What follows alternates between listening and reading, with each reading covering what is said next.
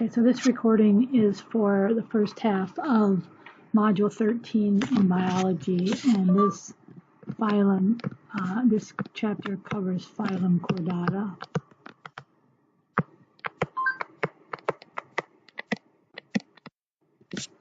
And phylum Chordata,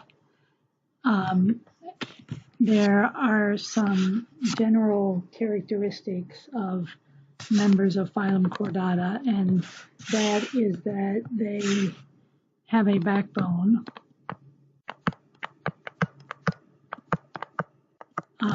and for many of the organisms that are a member of this phylum, the backbone consists of vertebrae, which is a series of bones. So it's hard bone. But for other members of this phyla, they have a notochord, and that notochord is it's tough, but it's flexible, and it also, like the vertebrae, it provides support for the organism. And in both cases, whether there's vertebrae or whether there is a notochord, it typically runs the length of the creature's body. So based on the fact that these organisms have either a backbone or a notochord, we divide phylum Chordata into 3 subphyla. And the first of those is called Urochordata. And for Urochordata, these are creatures that have a notochord during the larval phase, but then that notochord disappears during the adult phase. So one example of an organism that is part of Urochordata is called a sea squirt. And if you look there's a picture in your book, a sea squirt looks, in its larval phase, it looks a lot like a tadpole, but then it undergoes metamorphosis, and then after that, it no longer has a notochord. Okay, so that's all we're going to say about subphylum Urochordata. Then a second subphylum is subphylum Cephalochordata.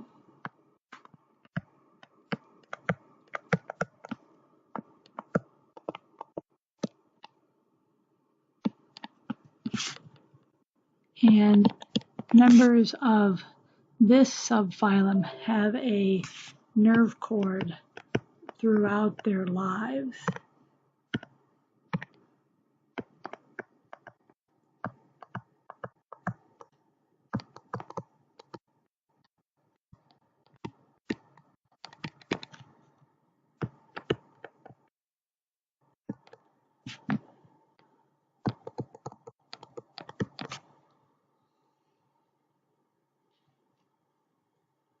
And in the one example of subphylum Cephalochordata is the lancet.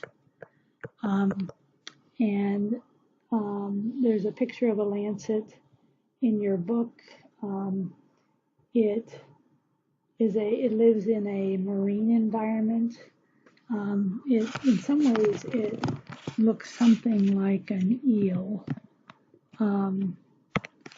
So here's a picture of a lancet. It uses these oral cirri through these organisms here.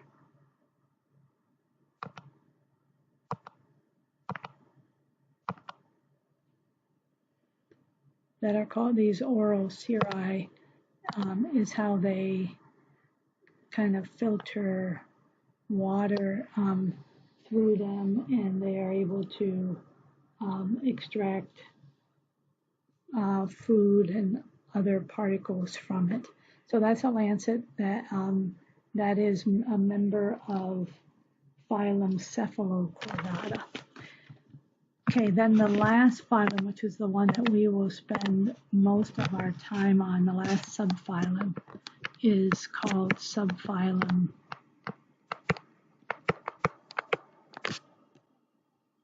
Vertebrata.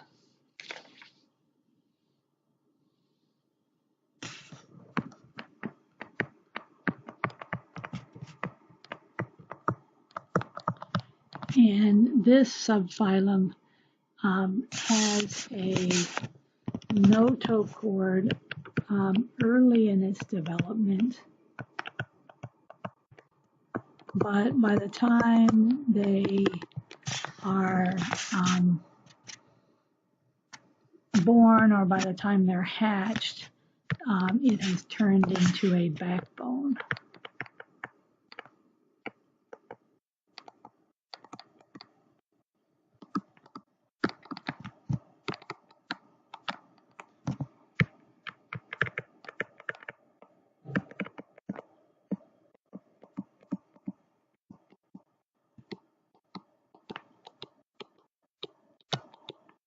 So we're going to look at a number of different organisms today, and then continuing next week, and then the following 2 weeks as well, all of which will be members of phylum Vertebrata, or what we would just call the vertebrates.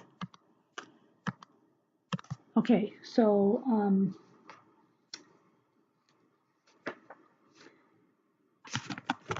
beginning our discussion of the phylum Vertebrata, let's begin by talking about some of the common features of organisms that are part of this subphylum. So the first one is that they have an endoskeleton.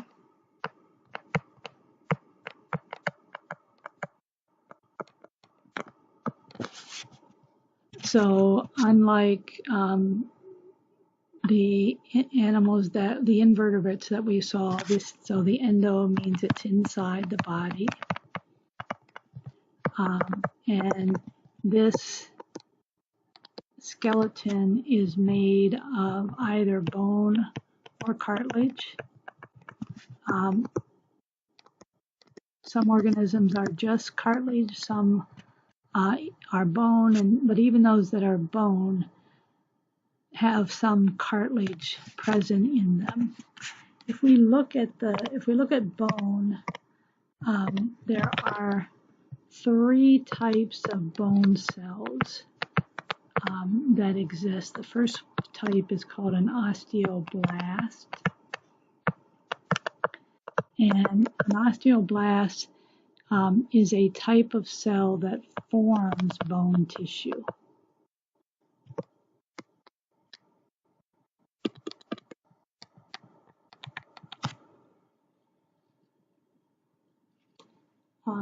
And then there are osteocytes, and you've seen this ending on words before. Anytime you see the word cyte, you know it means cell, and osteo means bone. So these are mature bone cells.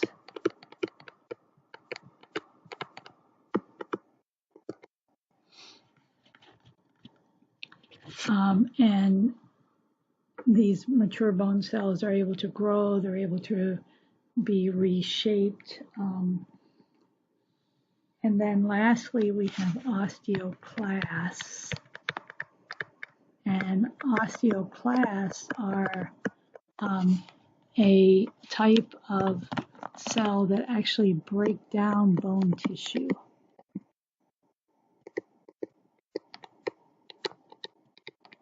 And you might wonder why an organism would be breaking down bone tissue. Well, there are several reasons. One that can happen on a fairly regular basis is that so there are a lot of there are a number of processes within living organisms that require calcium. We'll see in a moment that bone is comprised of several things, but one of which is calcium. So there are a number of processes that occur in living organisms that require calcium. And one way we can get that calcium is in our diets. But if an organism is running low on calcium, they have the ability to break down bone or pull calcium from the bone, and it would be the osteoclasts that would do that. Okay, so let's go ahead and look at a picture of bone. So this is a bone from a vertebrate, and I just want to point out a few. So bone is living tissue, so it needs to have a blood supply. So you can see here both arteries and veins. And there are two types of bone tissue. The first is called compact bone tissue, and the second is called spongy bone tissue. And the names describe what they are. So in compact bone tissue, you have the bone that is packed tightly together. So this is going to be hard and tough. Spongy, they're packed more lightly or loosely. So there's a lot of space between them, and this gives support, but it gives support without having to have a lot of weight to it. Bone tissue is made up of a protein that is called collagen, and then it also contains calcium. So collagen plus calcium. So remember I said that we can pull calcium from the bones if our body needs it. Then the other part of bone that I will point out to you is the bone marrow. The bone marrow is it's inside the bone. It's softer. It performs several different functions, but perhaps the most important is that it makes blood cells.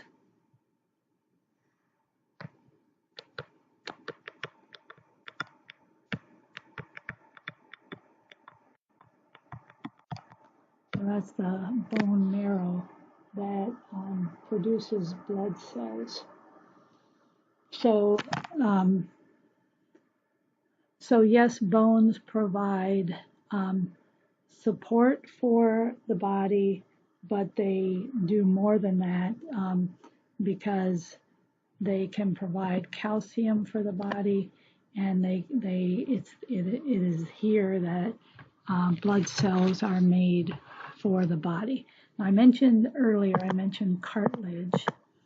So how are bone and cartilage different? So cartilage is it's more flexible and also weaker than bone.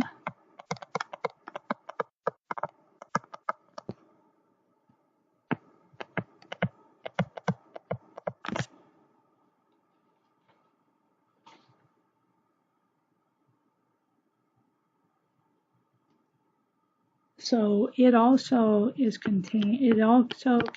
collagen, which is that protein that I mentioned. However, it is not, unlike bone. The collagen in bone gets reinforced with calcium. In cartilage, it doesn't, the fibers do not get reinforced with calcium. So it's more flexible, but that means it's also weaker. And there are some vertebrates that are comprised only of cartilage, which we'll see in a moment. Most are, their skeletons are comprised of bone, but even those do have cartilage in certain parts of their body. If we look at a skeleton, we're going to look at a human skeleton, but you could do this with other organisms as well. The skeleton is usually divided into two major divisions. The first is called the axial skeleton, and the second is called the appendicular skeleton. And so the axial skeleton includes the head, the neck, and the trunk. And then the appendicular skeleton attaches to the axial skeleton.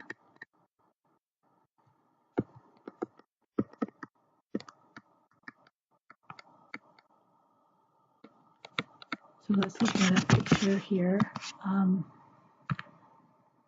So in this figure, the purple areas indicate the axial skeleton, so head, trunk, so including the ribs, and the vertebral column, the vertebrae, and then the neck, which also is part of the vertebral column, and then everything that attaches to that axial skeleton then is the appendicular skeleton. So here we see the shoulder is part of the appendicular skeleton, so also is the hip bones, and then the limbs that attach to those would all be part of the appendicular skeleton.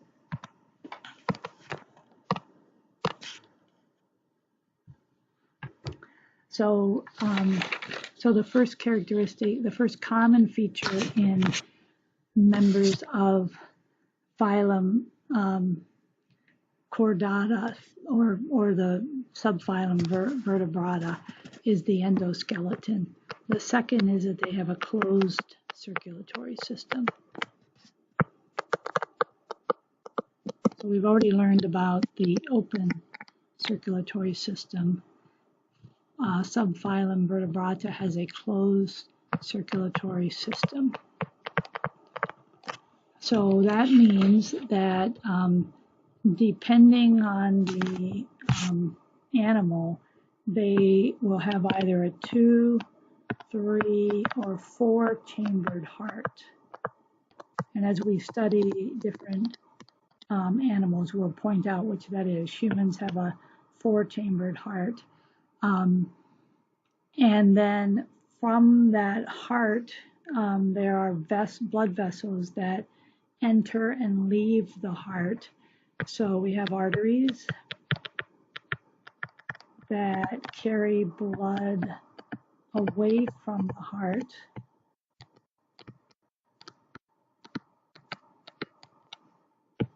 So the word artery begins with the letter A, and the word away begins with the letter A, so that's how you can remember. Arteries carry blood away from the heart, and then veins carry blood back toward the heart. So they return blood to the heart.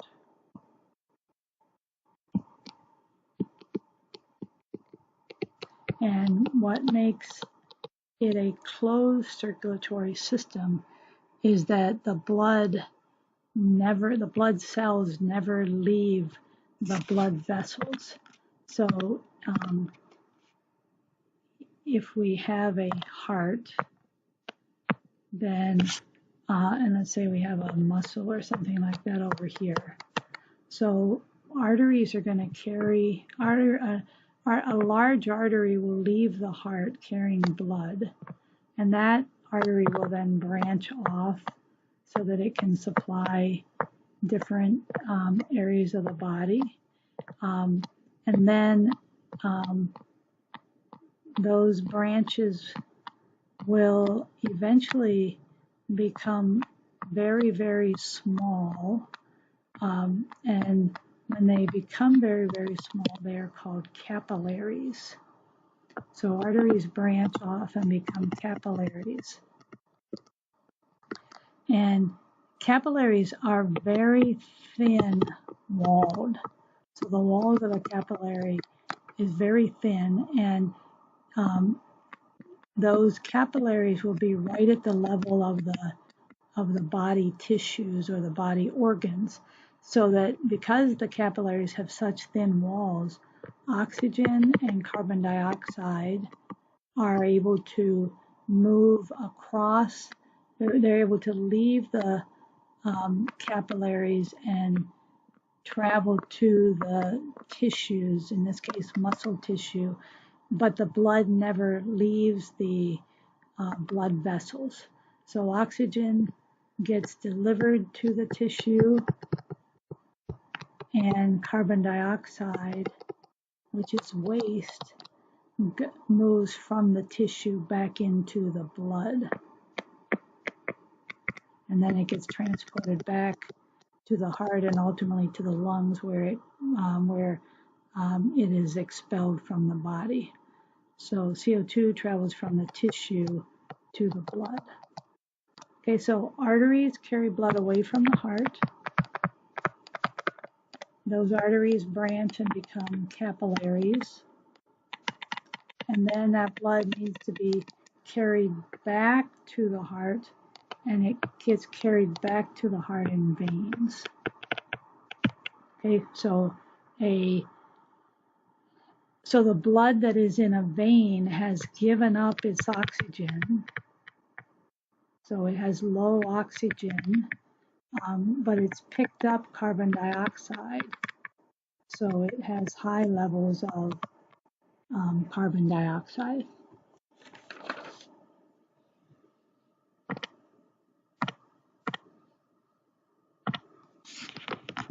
Why is blood red? Well, the reason that blood is red is because it contains a special protein that is called hemoglobin.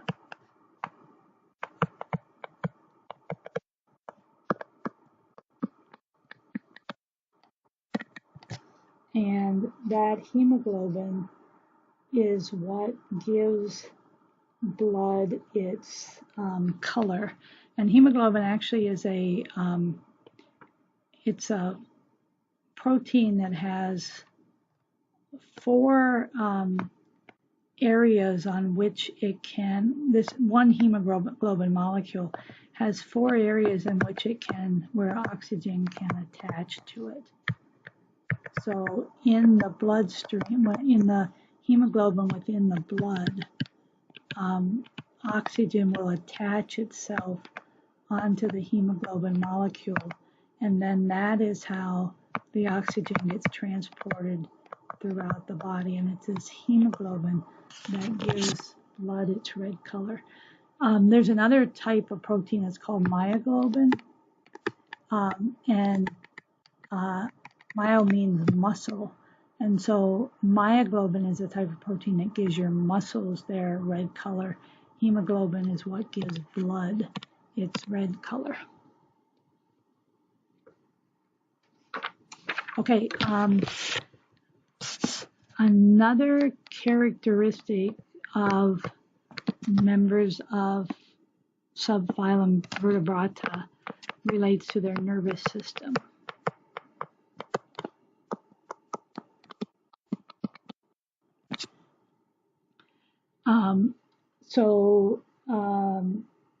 Their nervous system is more complex than anything that we have seen before, but for this phylum, the nervous system is controlled by a brain, and then um, the the organism will also then have a spinal cord, and then the spinal cord branches off into spinal nerves. So let's look at a picture of that.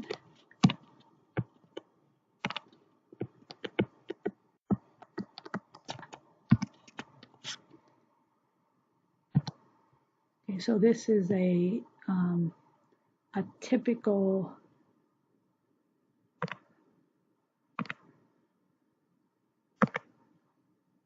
nervous system for a vertebrate. So up here we see the brain, and we'll talk about the parts of the brain in just a moment. Then the brain becomes the spinal cord that will run the length of the animal usually, but then coming off the spinal cord are these nerves that are called spinal nerves. So all the tissues in the body contain receptors. We talked about those when we studied the cell. They contain receptors, and those receptors send information back through the nervous system. They give us information about things like touch, pain, pressure. There's a type of receptor that's called a proprioceptor that gives us information about the position of our limbs in space. So at the tissue or cellular level, we have these receptors. Those receptors send information back by the spinal nerves. That then get transported to the spinal cord, then to the brain, and then the brain formulates a response, and then it gets sent back out on the spinal cord and through spinal nerves so that some response is made to whatever information the receptors sent to the nervous system. So let's talk through the brain. So as I said, this is a typical brain structure. It will not be exactly like this in every organism. So the typical parts of the brain, first of all, there will be an olfactory lobe. And the olfactory lobe receives information from receptors in the nose.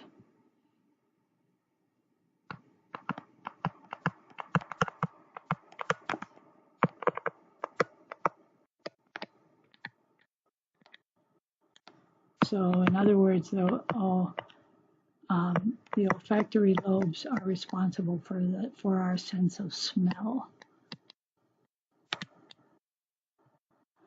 And the olfactory lobes will vary in size from organism to organism based on how good their sense of smell is. So if you look at a human brain, relative to the size of our brain, our olfactory lobe is fairly small. We don't have a great sense of smell. But then if you look at a sheep or a dog, they have a pretty large olfactory lobe because relative to the size of their brain, because they have a very good sense of smell. So the olfactory lobe is one part of the brain. A second part is called the cerebrum, and you can think of the cerebrum as kind of the thinking part of our brain. So what the cerebrum does is that it takes information that it receives, and then it coordinates some response or decides how it's going to respond.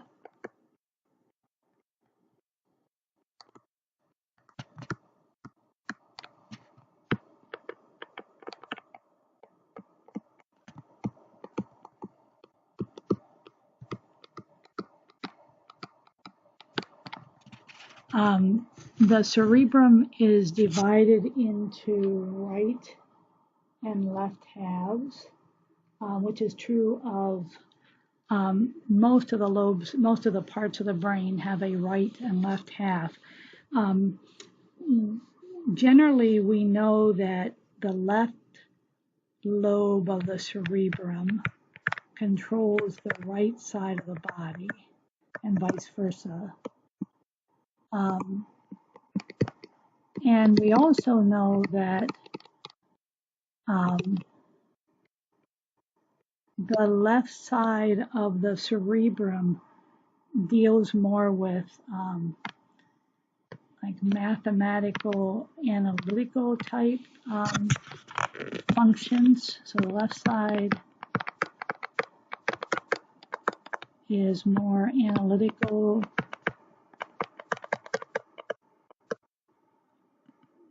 mathematical,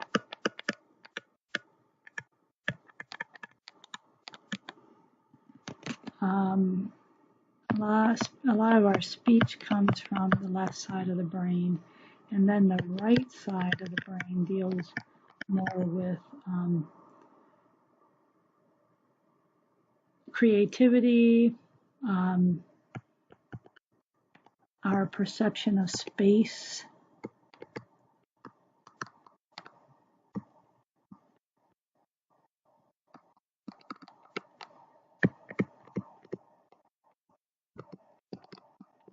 and the cerebrum is divided into different portions that we call lobes that we don't learn about in biology, but if you took anatomy and physiology, you would learn all about the different parts of the cerebrum. Okay, then another part of the brain is called the optic lobe, and the optic lobe receives information from receptors in the eye.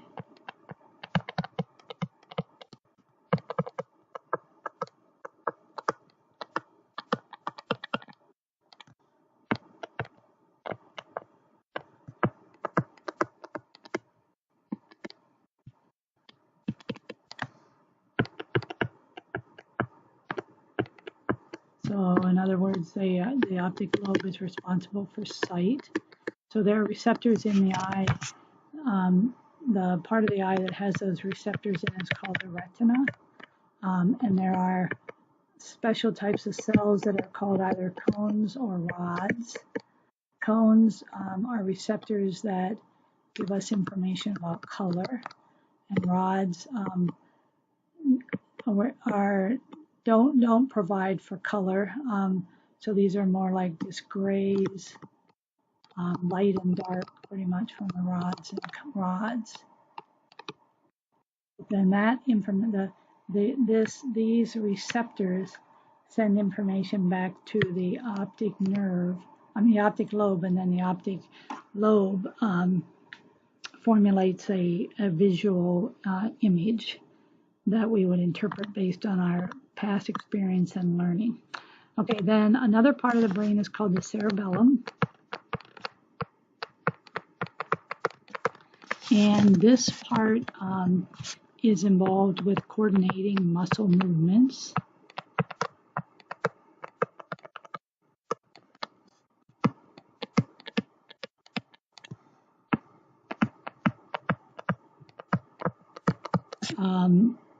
And some of our involuntary actions are controlled by the cerebellum.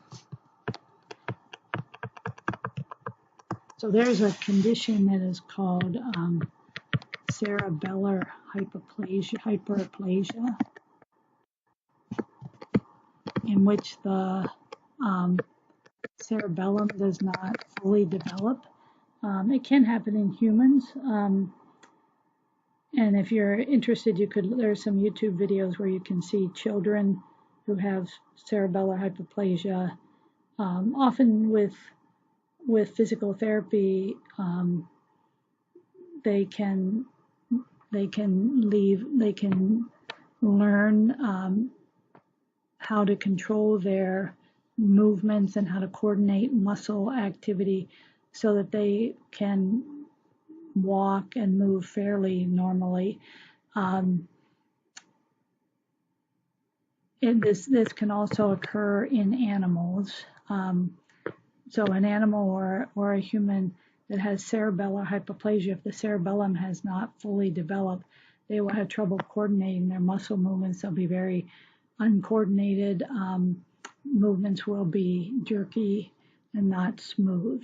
So the cerebellum is an important part of the brain for that. And then lastly, the part of the brain that we'll talk about is called the medulla oblongata. And this is also more commonly called the brainstem. And the medulla oblongata controls our vital functions. So it is in the medulla oblongata where heart rate, so circulation and respiration are both controlled at the level of the medulla oblongata. So the medulla oblongata it's the part of the brain that is right between the it's basically between the brain and the spinal cord. It serves as a bridge between the brain and the spinal cord. Okay, so let's go through those parts of the brain again then. Okay, so here is the olfactory lobes for smell. Then we have the cerebrum, so that's kind of the thinking, response coordinating part of the brain. Then we have the optic lobes here for sight. And just like with the olfactory lobes, the relative size of the optic lobes will depend on how, if an animal has really good sight, then their optic lobes are going to be larger relative to the size of their brain. Then we have the cerebellum, which controls our coordination and smooth muscle movements. And then lastly, we have the medulla oblongata, or the brainstem. So that's this part here. It connects the brain to the spinal cord. Okay, then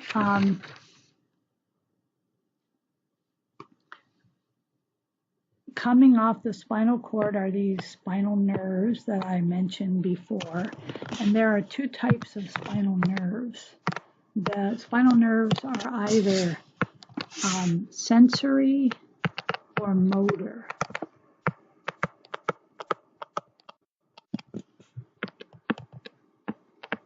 So sensory nerves they send signals from the receptors to the brain.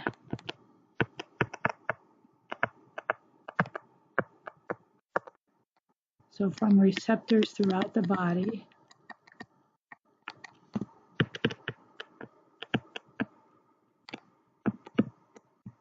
So you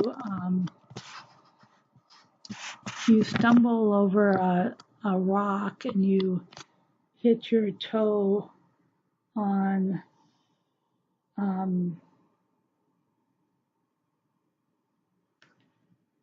this rock. So there are pain receptors in your toe that are called nociceptors, and they would sense that pain, and then the information would be sent back to the brain on a sensory nerve. Okay, and then the second type of nerve is called a motor nerve. And the motor nerve then sends signals from the brain back to the body.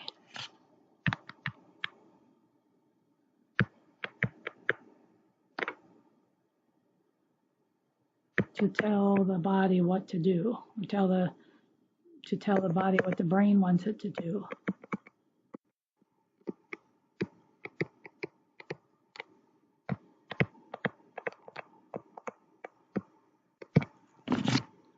So you you touch something hot, the pain receptors in your fingers will send a signal via a sensory nerve to your brain, and then the brain will send a signal back to your arm muscles on a motor nerve, giving you information to tell you to move your hand away from whatever it was that you touched that was hot.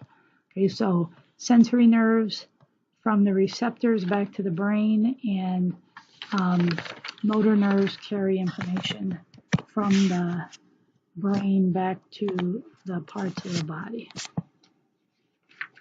Okay, let's talk a little bit about reproduction in phylum Vertebrata.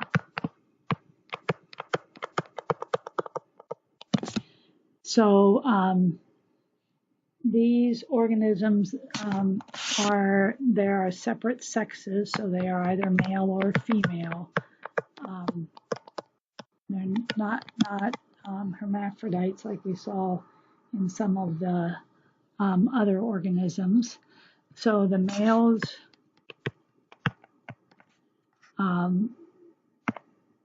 produce sperm,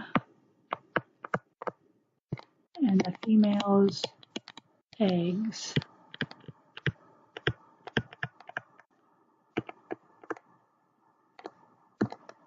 And depending on the organisms, there can be different types of fertilization and also different types of development in subphylum Vertebrata.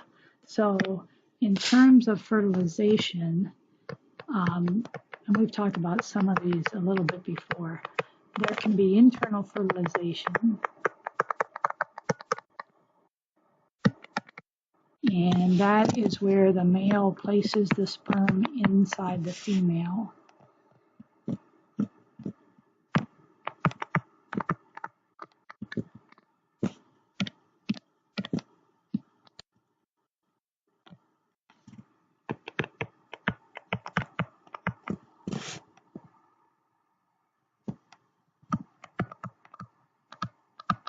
And fertilization then takes place inside.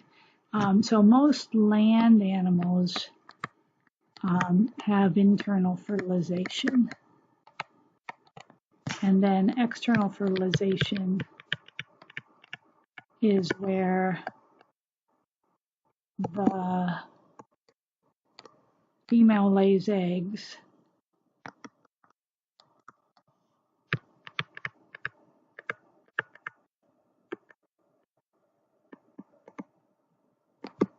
and then the male fertilizes them outside the body.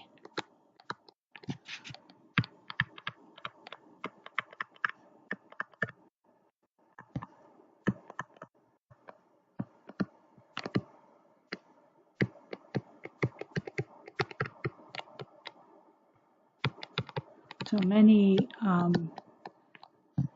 many aquatic animals would be an example of external fertilization. So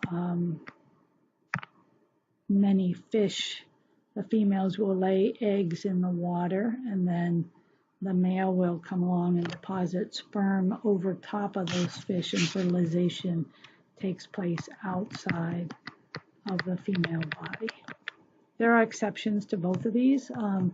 If you study marine biology, you'll see that there are some marine animals that do have internal fertilization, but generally it's true that land animals have internal fertilization and aquatic have external fertilization.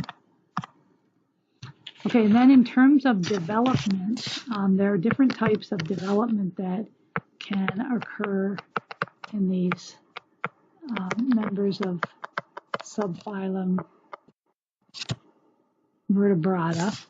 The first type of development is called oviparous.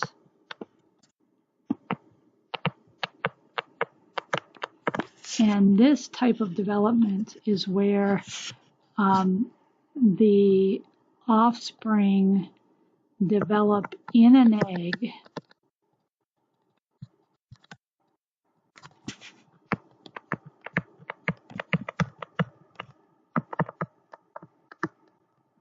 outside of the female's body.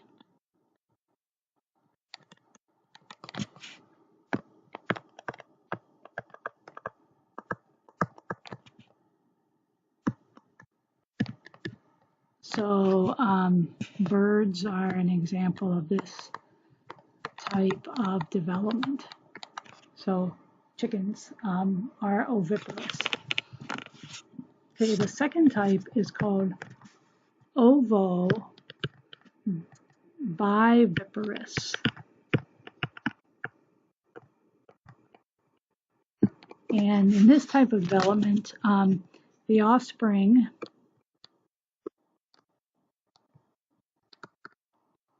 develop in an egg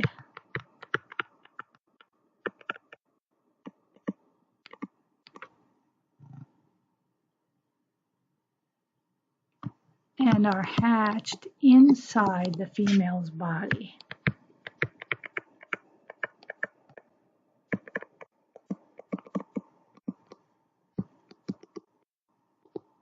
So there's a type of fish that is a type of tropical fish that is called a guppy, and they are an example of ovoviviparous. Now for both of these, so they're both oviparous and ovoviviparous, they're developing inside an egg. So the egg is what provides the nutrients to the developing offspring for oviparous or ovoviviparous. And then the last type of development is called viviparous.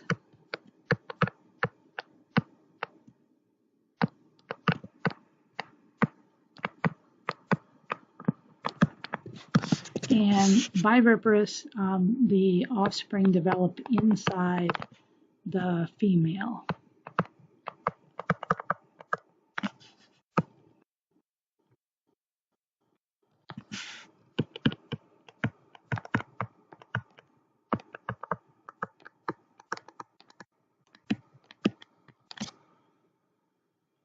So now the nutrients do not come from an egg, they come from a placenta.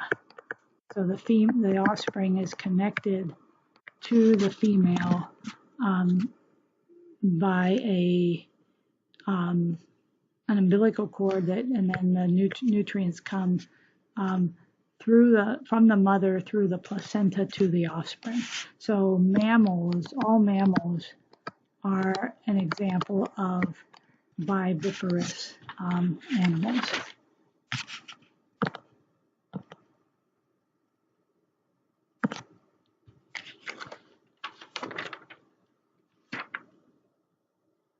Okay, so that is it for general characteristics of subphylum Vertebrata. We're going to finish up this lesson today by talking about just one class within this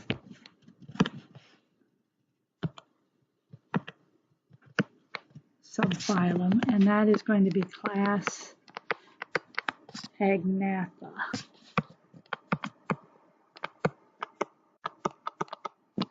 And class Agnatha, usually we refer to these as jawless fish. When we study fish next week, you'll see that fish generally have an upper and lower jaw. That's called a maxilla and a mandible, the same that we do. But there are types of fish that do not have a jaw, and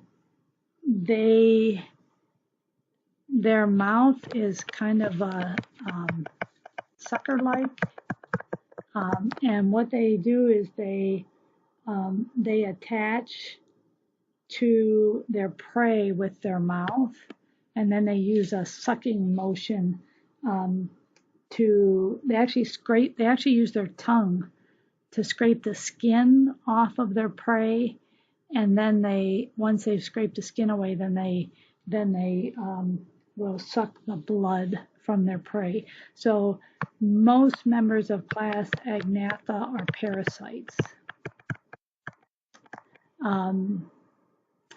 Another characteristic of this class is that they are what we call anadromous. And what that means is that they are hatched in fresh water.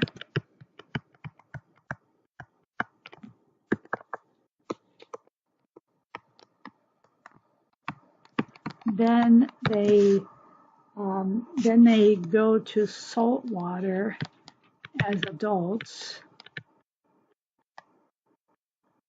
and then they come back to fresh water to reproduce.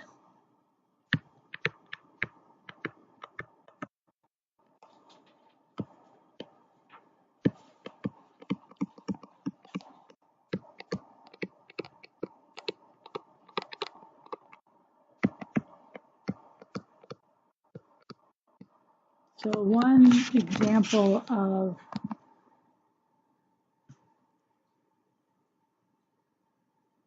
let's see if I have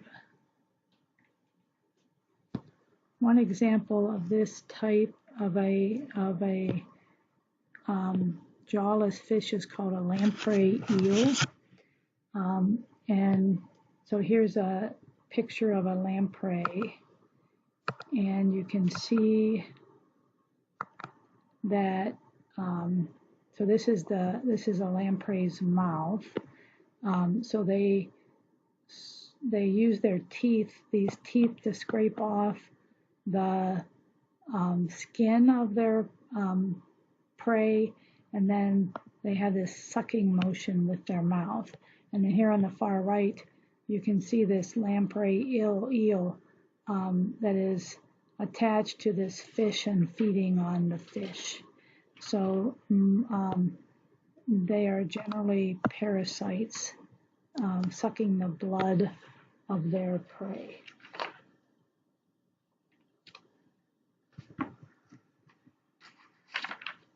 Okay, I think we will stop there for this time, and then next time we will cover the class that includes sharks. Then we'll cover the class that includes bony fish, and then lastly we will do amphibia. And more specifically, we'll do frogs and toads when we talk about amphibia.